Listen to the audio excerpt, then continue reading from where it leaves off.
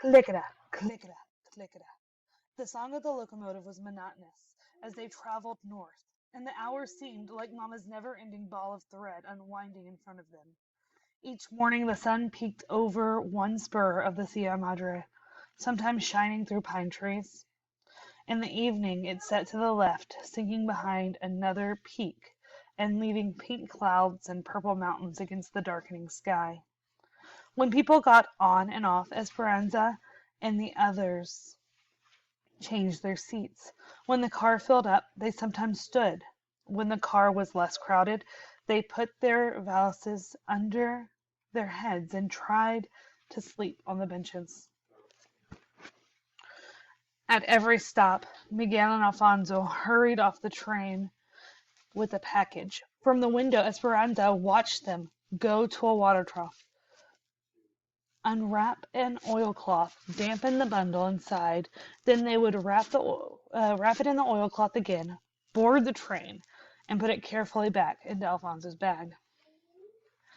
"What's in there?" Esperanza finally asked Alfonso as the train pulled away from yet another station. "You will see when we get there," he smiled, and a knowing look passed between him and Miguel.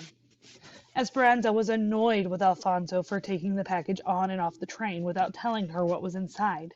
She was tired of Hortensia's humming and weary of watching Mama crochet as if nothing unusual were happening. But, most of all, she was bored with Miguel's constant talk about trains. He chatted with the conductors. He got off at every stop and watched the engineers. He studied the train schedule and wanted to report it all to Esperanza. He seemed as happy as Esperanza was irritable.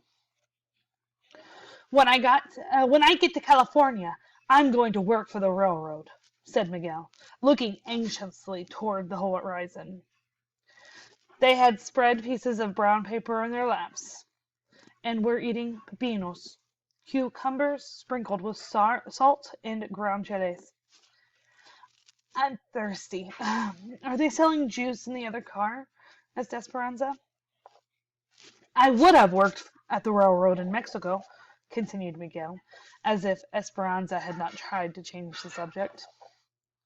"But it is not easy to get a job in Mexico. You need una palanca, a lever, to get a job at the railroads. I had no connections, but your father did, since I was a small boy. He gave me his word that he would help me, and he would have kept his promise. He always kept his promises to me." At the mention of Papa, Esperanza felt that sinking feeling again.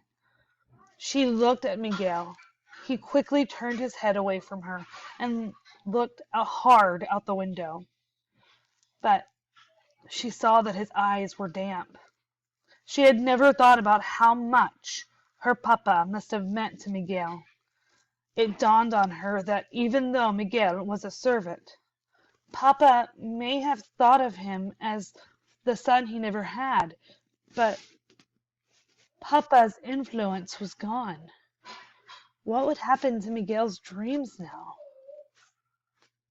"And in the United States?"